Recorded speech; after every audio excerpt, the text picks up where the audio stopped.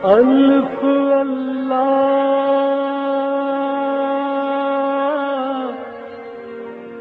چمبے دی بوٹی میرے من وچ مرشد لائی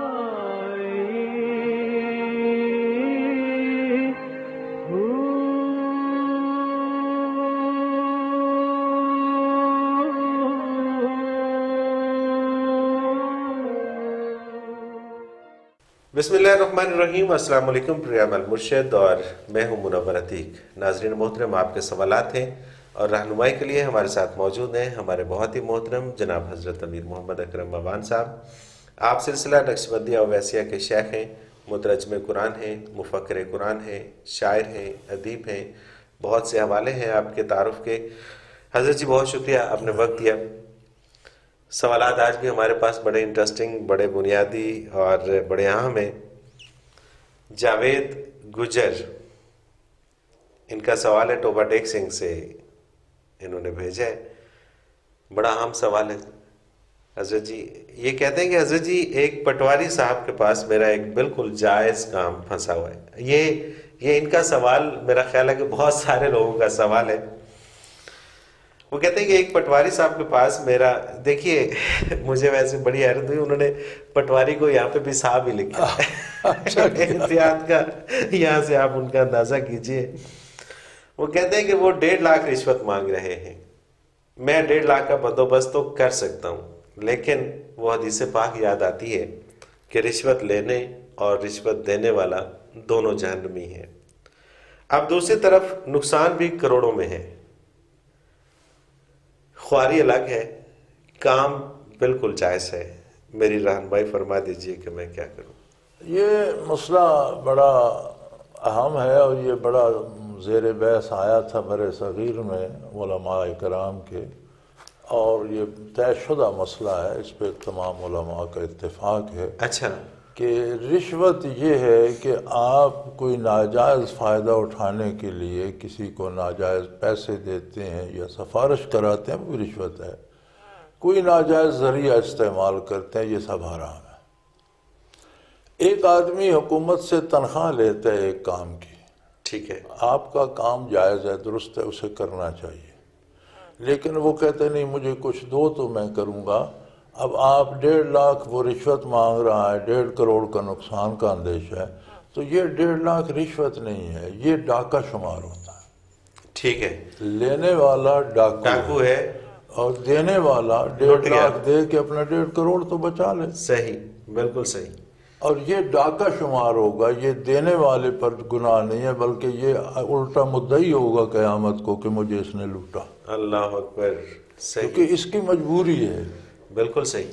اور کوئی سرکاری ملازم یہ سمجھے کہ میں نے اس کا کام کر دیا تو اس نے میری خدمت کی، یہ جائز نہیں ہے۔ جو آدمی تنخواہ لیتا ہے اس کام کے لیے وہ کسی سے کوئی خدمت لے، وہ حرام ہے۔ ٹھیک ہے، اور اگر خود سے کوئی کر دے؟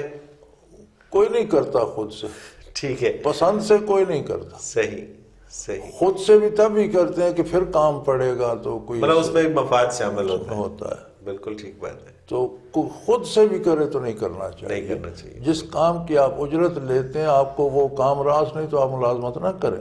جب آپ طے ہو گیا کہ آپ کو 10,000 15,000 20,000 ملے گا، یہ کام آپ کو کرنا ہے، تو پھر اس پر جن لوگوں کے کام ہیں ان سے لینا آپ پر حرام ہوگا۔ صحیح۔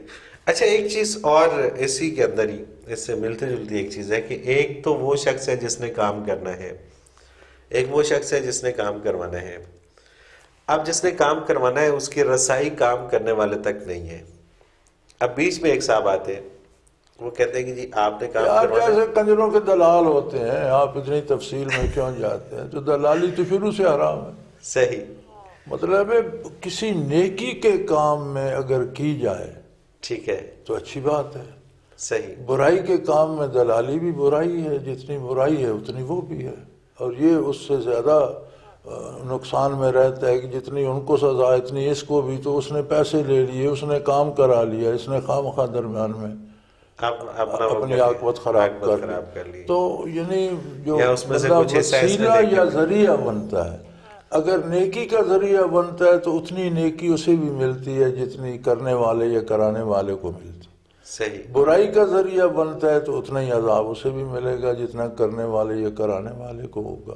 اور یہ حضور نے فرمایا کہ یہ جو برائی کا وسیلہ بنتے ہیں، جب تک وہ برائی دنیا میں چلتی ہے ان کے کھاتے میں گناہ لکھا ہی جاتا ہے. صحیح.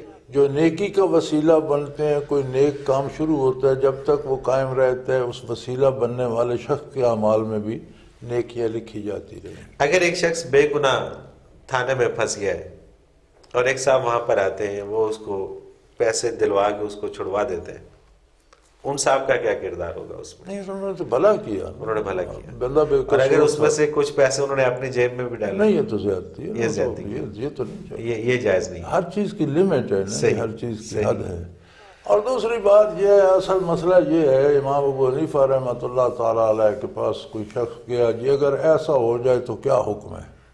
انہوں نے فرمایا کہاں ہوا ہے واقعہ؟ صحیح. نہیں جی، ہوا تو نہیں، اگر ہو جائے تو انہوں نے فرمایا جب ہوگا تو پھر اس کے حوالے سے فیصلہ بھی کر لیں. ٹھیک. یعنی کہ جب کوئی وقوع ہوتا ہے نا جی، ہمارے اندازے اور ہوتے ہیں، اس کرنے کرانے والے کو پوچھا جائے تو حقائق کچھ اور نکلتے. ٹھیک ہے. اس لیے چیزوں کے فیصلے واقعات کے تب دینے چاہیے جب کوئی واقعہ ہو اور اس کی تحقیق کی جائے. مفروضوں پہ فیصلے نہیں. اب دیکھیے نا، ہمارا جو عدالتی سسٹم ہے اس میں ہمارے مغلاء حضرات، ہمارے ججز صاحبان، میں براہ راست کوئی بات نہیں کرنا چاہوں گا، ایسا نہ ہو کہ ہم پہ بھی تو انہیں عدالت لگی ہو، لیکن اس میں بہت ایسا چلتا ہے. میں ایک انگریز دانشور کو پڑھ رہا تھا جو جب برطانوی راج عروج پر تھا بر صغیر میں، تو وہ لکھتا ہے کہ ہندوستان کی عدالتوں میں دن بھر جھوٹ بولا جاتا ہے اور دن بھر جھوٹ لکھا جاتا ہے. ایسا ہی ہے. انہوں نے جان بوجھ کر نظام جو تھا ایویڈنس کا سسٹم، وہ ایسا بنا دیا کہ جس میں سسٹم آف ایویڈنس میں ایسی قیدیں رکھیں کہ بندہ نہ چاہتے ہوئے بھی اسے جھوٹ بولنا پڑتا. اور ہم اتنے قابل لوگ ہمارے حکمران آئے ہیں آزادی سے لے کر آج تک کہ ان سے وہ سسٹم چینج نہیں ہوا. صحیح. یا یہ کرنا چاہتے ہی نہیں. اب آپ کو عدالت میں اپنا حق ثابت کرنے کے لیے بھی جھوٹ بولنا پڑتا ہے، اور یہ آپ کو مجبور کیا گیا ہے کہ کسی نہ کسی ذرائع ان کو جھوٹ پر باندھا جائے. کسی انگریز سے بر صغیر میں جرم ہوتا تھا تو اس کی جو کارروائی اس کے خلاف ہوتی تھی وہ برطانیہ میں ہوتی تھی. وہ کہتے تھے کہ وہاں کا قانون درست ہے اور آزاد ملک ہے، آزاد قانون ہے. یہ سلیوری سسٹم ہے اور ان کے جو قانون اور لا ہیں وہ بھی فار دا سلیوز ہیں، غلاموں کے لیے. اللہ اکبر. اور وہ ایسی بات ہے، وہ غلاموں کے لیے یہ وہی چل رہا ہے. وہی چل رہا ہے. یہ تو ہمیں چاہیے تھا کہ ہمارا اب جو گواہی کا نظام یا شہادت کا نظام ہے وہ اتنا گندا ہے کہ آپ جھوٹ نہ بولیں تو آپ اپنا حق بھی ثابت نہیں کر سکتے. بالکل ایسے ہی ہے، بالکل ایسے ہی ہے. اور جب تک وہاں پر رشوت نہ دی جائے، جب تک وہاں پر پیسہ نہ چلایا جائے، جی رشوت تو الگ کام نہیں چلتا. اگر آپ یہ فرض کر لیں کہ جج صاحب بھی بہت دیانتدار ہیں، آپ کا وکیل بھی بہت دیانتدار ہے، آپ بھی دیانتدار ہیں، آپ صرف اپنا حق لینا چاہیں، اس کے لیے پھر آپ کو جھوٹ بولنا پڑتا ہے. پھر جھوٹ بولنا پڑتا ہے. وکیل آپ کو سکھائے گا کہ یوں نہ کہو، یوں کہو. ایسا ہی ہے، ایسا ہی ہے. تو یہ تو سسٹم کی ناکامی ہے، اور یہ ہماری مجبوری یہ ہے کہ ہم جب بیعت کرتے ہیں لیڈروں کی، یہ ووٹ دیتے ہیں بیعت ہی کرتے ہیں. صحیح. تو ہم ان چیزوں کا خیال نہیں رکھتے، ہم صرف یہ سمجھتے ہیں کہ میرا ذاتی کیا فائدہ ہوگا. بالکل ہے. اور جہاں پر لیڈروں کو بھی نظر آ رہا ہوتا ہے نا کہ یہاں ہمیں اس چیز سے کوئی حرج نہیں ہے، یہ چل رہا ہے، تو وہ بھی دھیان نہیں کرتے. وہ کبھی اپنی تقریر میں نہیں کہیں گے کہ ہم سسٹم کو، ہم اس قانون کو چینج کریں گے، ہم نیا قانون لائیں گے، یا اس کے اندر وہ بس اپنی وہی باتیں جس سے ان کو فائدہ ہوتا ہے وہی باتیں کرتے ہیں. انیلا ہیں جی راول پنڈی سے. حضرت جی یہ کہتی ہیں کہ میرا سوال ہے کہ جب میں نماز و تلاوت میں مصروف ہوتی ہوں تو سکون ملتا ہے، لیکن جیسے ہی دوسرے کام کاج میں لگ جاؤں بے چینی سی ہونے لگتی ہے، بعض اوقات نوبت ڈپریشن تک چلی جاتی ہے. ایک صوفی صاحب کو بتایا تو انہوں نے جو وظیفہ بتایا اس پہ 2 سے 2.5 گھنٹے لگ جاتے ہیں. براہ کرم کوئی آسان سا حل بتا دیجیے. یہ تو انہوں نے آپ کے گلے ایک اور مصیبت مڑ دی بھائی. یہ تو آپ پریشانی چھڑانے گئے تھے، انہوں نے ایک اور پریشانی آپ کے گلے مڑ دی، یہ تو کوئی ضروری نہیں ہے۔ 4 گھنٹے۔ بات یہ ہے بیٹے کہ ہماری جو پرائرٹیز ہیں اور ہمارا جو انتخاب ہے وہ صحیح نہیں ہوتا۔ ٹھیک ہے۔ نفسیاتی طور پر آپ نماز اور تلاوت میں تو مطمئن ہوتی ہیں کہ میں اچھا کروں، لیکن جب گھر کے دوسرے کام کرتی ہیں تو آپ سمجھتے ہیں یہ مجھ پر بوجھ آ گیا، بالکل صحیح۔ پھر وہ پریشانی شروع ہو جاتی ہے۔ تو جتنا نماز ضروری ہے، تلاوت ضروری ہے، اسی طرح دوسرے فرائض جو آپ کے ہیں وہ بھی ضروری ہیں۔ بچوں کی نگہداشت، کھانا کھانا، گھر کو سنبھالنا، میاں کی دولت کو سنبھالنا، ضائع نہ ہو، پیسہ ضائع نہ ہو، آبرو کو سنبھالنا، یہ بھی ویسی ہی ذمہ داریاں ہیں۔ اور حساب جو ہے دراصل عملی زندگی کا ہے، اور نماز اور تلاوت جو ہے یہ عملی زندگی کو بہتر کرنے کے لیے۔ اگر عملی زندگی میں کام ہی نہیں کرنا تو پھر نماز کس کام کی؟ صحیح۔ تو اگر ہم اس پورے پروگرام کو سمجھ لیں تو کسی اور وظیفے کی ضرورت نہیں ہے۔ نماز سب سے اچھا وظیفہ ہے، تلاوت سب سے اچھا وظیفہ ہے۔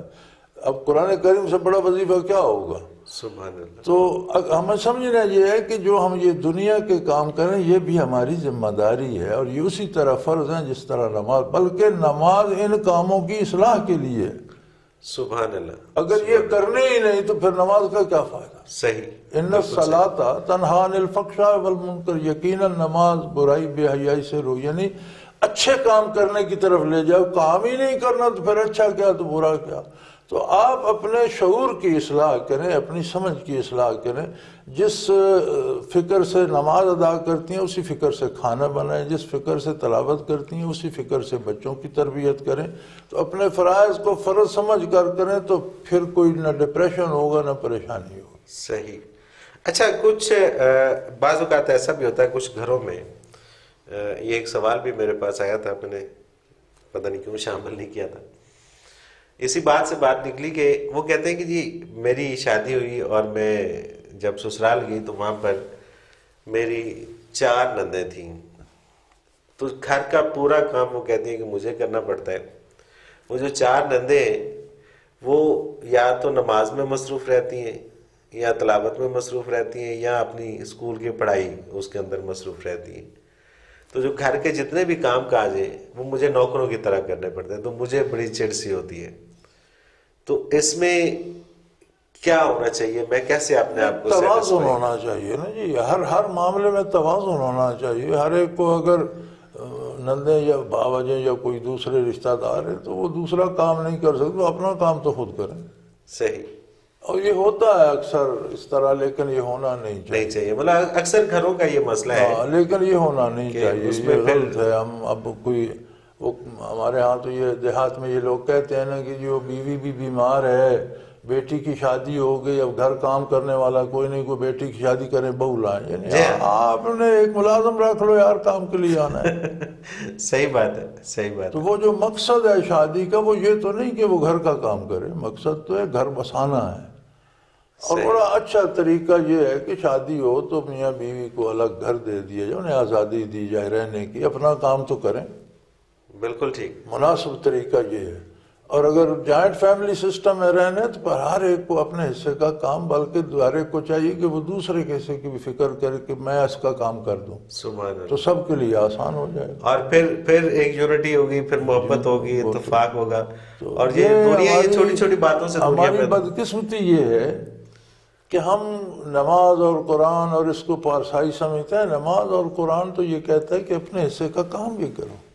سبحان اللہ۔ میں اپنے حصے کا کام نہ کروں، نمازیں پڑھتا رہوں، میرا کام کسی پر بوجھ بنو، تو اس نماز کا کیا فائدہ؟ اللہ کو کیا ضرورت ہے ایسی نماز؟ اللہ وہ کیوں منظور فرمائے گا؟ صحیح صحیح۔ نماز تو مجھے یہ کہتی ہے کہ اپنے فرائض بھی بجا لاؤ۔ بے شک بے شک۔ تو اگر میں وہ نہیں کرتا تو خالی نماز کو بہانہ بنا کر بس میری نماز نہیں ہے۔ اگر میری اصلاح نہیں ہوتی نماز سے تو پھر اس کا مطلب ہے کہ میری نماز نہیں ہے۔ اللہ اکبر۔ حضرت جی ایک وقفہ لیتے ہیں۔ ناظرین محترم، آپ بھی اس پروگرام میں اگر اپنا کوئی سوال ہمیں بھیجنا چاہیں تو اسکرین پہ ہمارا نمبر بار بار ابھرتا ہے، نوٹ کر لیجئے 0333 4955 اور اسی طرح سے ہمیں اگر آپ اپنا کوئی سوال ای میل کے ذریعے بھیجنا چاہیں، میل کرنا چاہیں تو ہمارا ای میل ایڈریس اسکرین پہ موجود ہے questions@almurshid.tv. اور اگر آپ ہمارے گزشتہ پروگرامز دیکھنا چاہیں تو آپ ویب سائٹ نوٹ فرما لیجیے www.almurshid.tv. اس پہ آپ ہمارے گزشتہ پروگرامز دیکھ سکتے ہیں. ایک مختصر سا کمرشل بریک، اس کے بعد حاضر ہوتے ہیں. ہمارے ساتھ رہیے گا.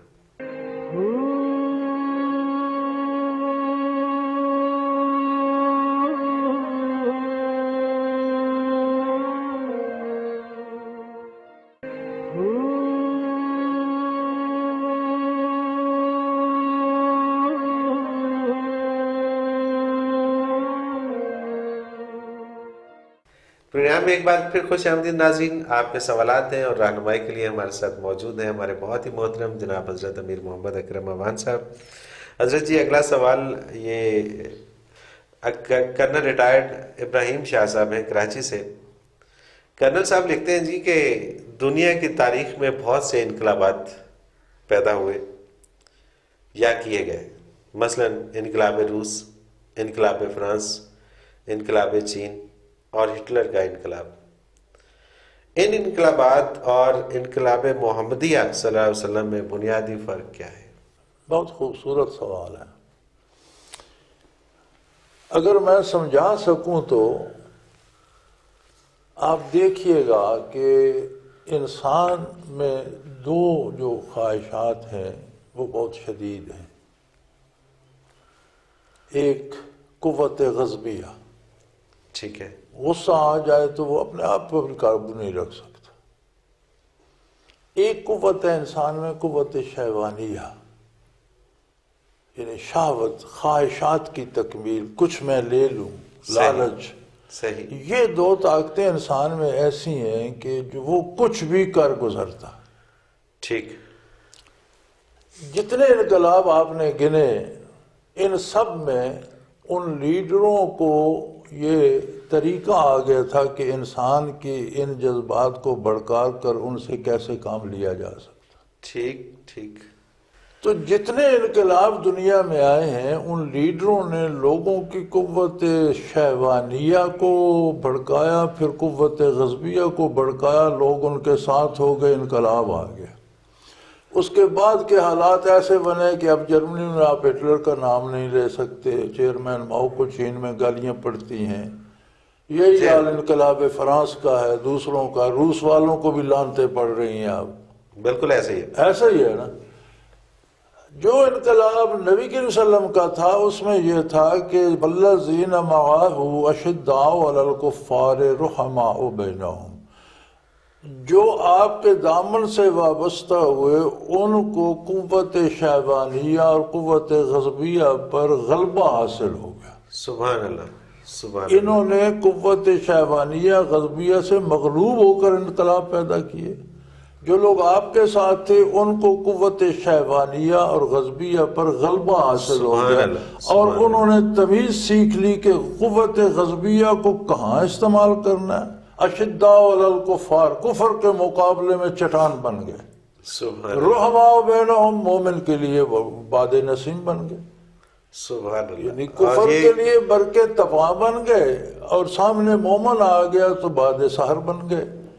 تو ان کو قوت غضبیہ اور قوت شہوانیہ پر غلبہ حاصل ہو گیا، اور انہیں پتہ چل گیا کہ کہاں قوت غضبیہ کو استعمال کرنا ہے، کہاں محبت کے جذبات کو استعمال کرنا ہے. تو یہ بنیادی فرق تھا. اسی لیے آپ دیکھ لیں کہ پوری اسلامی تاریخ میں اگر سختی کی گئی ہے تو کفر کے خلاف. بالکل ایسا ہی ہے. اور جہاں تو کسی نے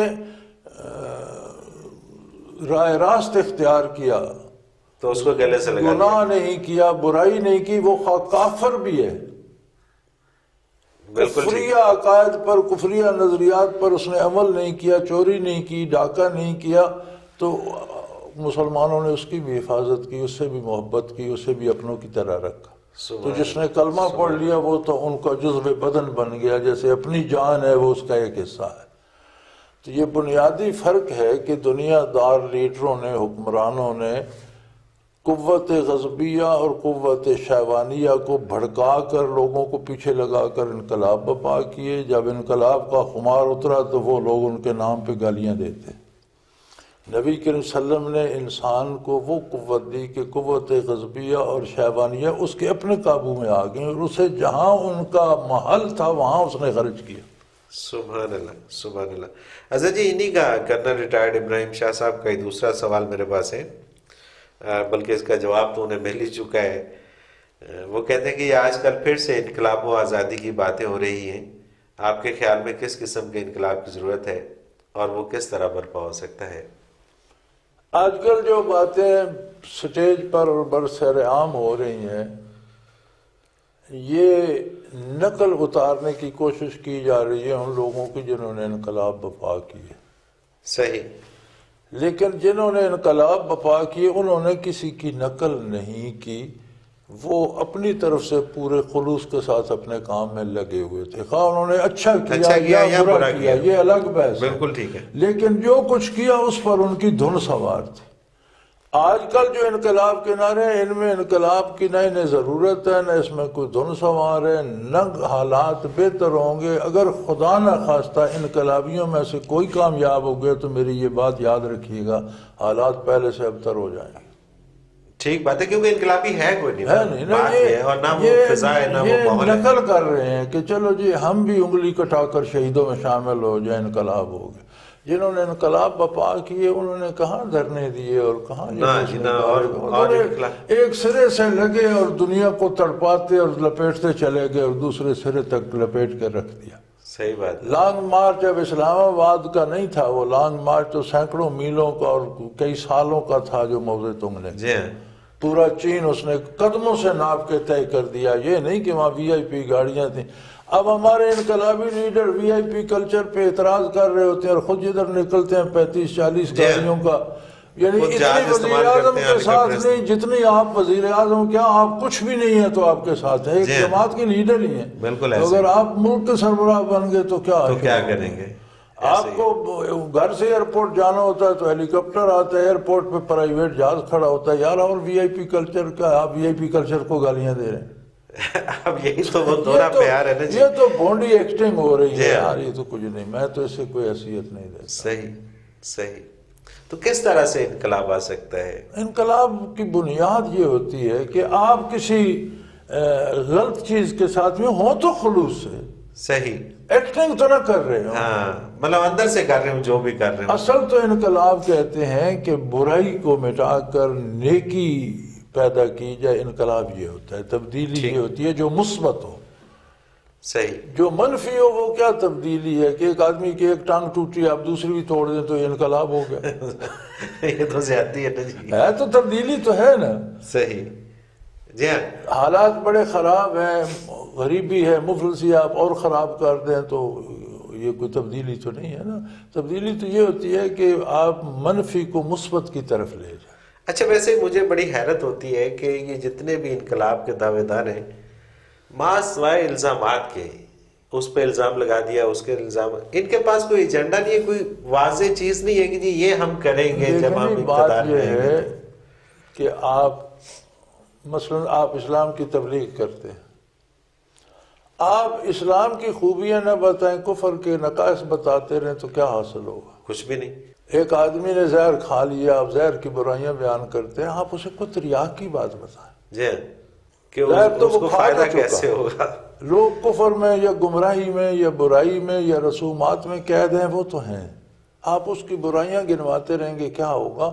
آپ کوئی اس سے چھٹکارے کی صورت، کوئی نیکی کی، کوئی بہتری کی صورت بتائیں. ہے ہی کوئی نہیں، ہے ہی کوئی نہیں. یعنی یہ کہتے ہیں جی یہ نظام خراب ہے. ٹھیک ہے، خراب ہے نظام، ہم آپ کے ساتھ ہیں. وہ بہتر والا بنا کر دکھائیں نا، وہ دکھائیں یہ بہتر ہے کہ یہ صحیح ہے جی. یہ قانون شہادت ہوگا، یہ عدالتیں یہ کریں گی، پولیس یہ کرے گی، نظام تعلیم یہ ہوگا، میڈیکیشن اس طرح ہوگی، مالیات کا نظام یہ وہ بتائیں نا یار. وہ نہیں ہے. اصل بات تو یہ ہے کہ مجھے تو حیرت ہوتی ہے، آپ اپنی خوبیاں بیچیں، دوسروں کی برائیاں بیچ کر اپنا گھر کیوں چلا رہے ہیں؟ آپ آج جتنا میڈیا آپ کو کوریج دیتا ہے، آپ کھڑے ہو کے آج لوگوں کو بتائیں کہ جی یہ چیزیں آپ کے پاس جن پہ آپ نے امپلیمنٹ کرنا ہے، اور لوگوں کو سمجھ آئے تو آپ کے ساتھ ہیں۔ میڈیا والے مجھ سے ناراض نہ ہوں تو میں ایک عرض کروں کہ میڈیا کی مجبوری یہ ہے کہ جو لوگ دیکھنا چاہتے ہیں میڈیا کو وہ دکھانا پڑتا ہے۔ ٹھیک بات۔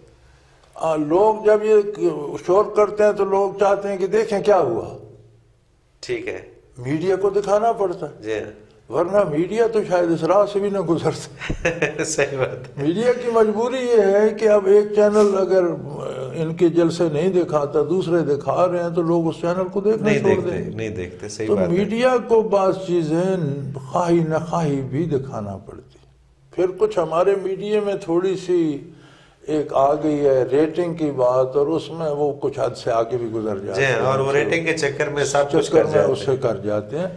تو یہ کوئی بات نہیں، بات یہ ہے کہ آپ کوئی بہتری کی صورت بتائیں بالکل کہ ٹھیک۔ جناب اگر آپ ہمیں موقع دیتے ہیں تو ہم یہ تبدیلی لائیں گے۔ اور پہلے سیاسی جماعتوں کا یہی ہوتا تھا، ہر سیاسی جماعت کا ایک مینیفیسٹو ہوتا تھا، پروگرام ہوتا تھا، لوگ اس پروگرام پہ ووٹ دیتے، بعد میں پھر وہ ردی کی ٹوکری میں جی ہاں، پھینک دیتے تھے، پھر عمل نظام اس پہ وہی نہیں چل رہا ہے کرتے جو تھے۔ چل رہا ہے۔ جی ہاں، عمل نہیں کرتے تھے۔ جی ہاں۔ تو اس وقت ضرورت ہے کہ کوئی لاہ عمل دیا جائے کہ اس پہ۔ ایمن واقعٹ سے یہ کہتی ہیں کہ حضرت جی برائے مہربانی اس حدیث پاک کی وضاحت فرما دیجئے، صفائی نصف ایمان ہے، اس سے مراد کون سی صفائی ہے؟ عام طور پہ اسے گھر یا گرد و پیش کی صفائی سمجھا جاتا ہے۔ جی صفائی سے مراد صفائی ہے، آپ کے وجود کی ہو، آپ کے لباس کی ہو، آپ کے گھر کی ہو، آپ کے برتنوں کی ہو، آپ کے کاروبار کی ہو، اس میں بددیانتی نہ ہو، دیانتداری ہو، صاف صاف کاروبار ہو، ہیرا پھیری نہ ہو، چوری رشوت نہ ہو، آپ کے نظریات کی ہے، عقائد صاف ستھرے ہوں، ان میں گند مند نہ ملا ہوا ہو، آپ کے کردار کی ہے، تو یہ ایز اے ہول صحیح، ہر شعبے میں خیال رکھنا کہ یہ صاف ستھرا ہو، آدھا ایمان یہ ہے۔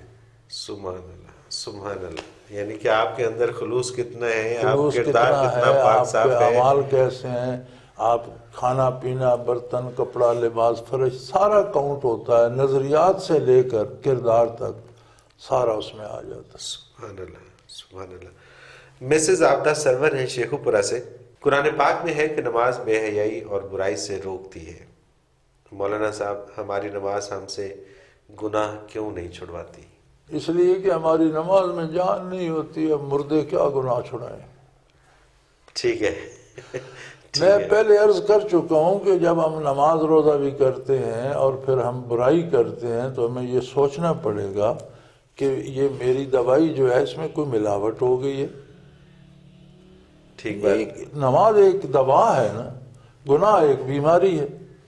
اب دوا بھی لی اور بیماری بھی بڑھتی جا رہی ہے، تو اس کا مطلب ہے دوا صحیح نہیں ہے۔ صحیح نہیں ہے، بالکل ٹھیک بات ہے۔ اس میں یہ پھر وہی بات پھر ہمیں یہ سوچنا پڑے گا کہ ہم نماز پڑھتے ہیں یا رسم پوری کرتے ہیں۔ جی ہاں، ٹوٹل پورا کر رہے ہیں ٹوٹل پورا کر رہے ہیں۔ اور اس میں خلوص نہیں ہے۔ ایک آدمی کو منور میاں یہ احساس و ادراک ہو کہ میں نے صبح اٹھتے ہی پہلے اللہ کریم سے بات کی، اللہ اکبر، کہ میں رات بھر سوتا رہا ہوں، اللہ کریم مجھے صحت بھی دے، میرا ایمان بھی ٹھیک رکھ، میرا کردار بھی صحیح رکھ، اب میں کام پہ جا رہا ہوں، میرے کام میں آسانی بھی پیدا فرما، اب مجھے اپنی اطاعت کرنے کی توفیق دے۔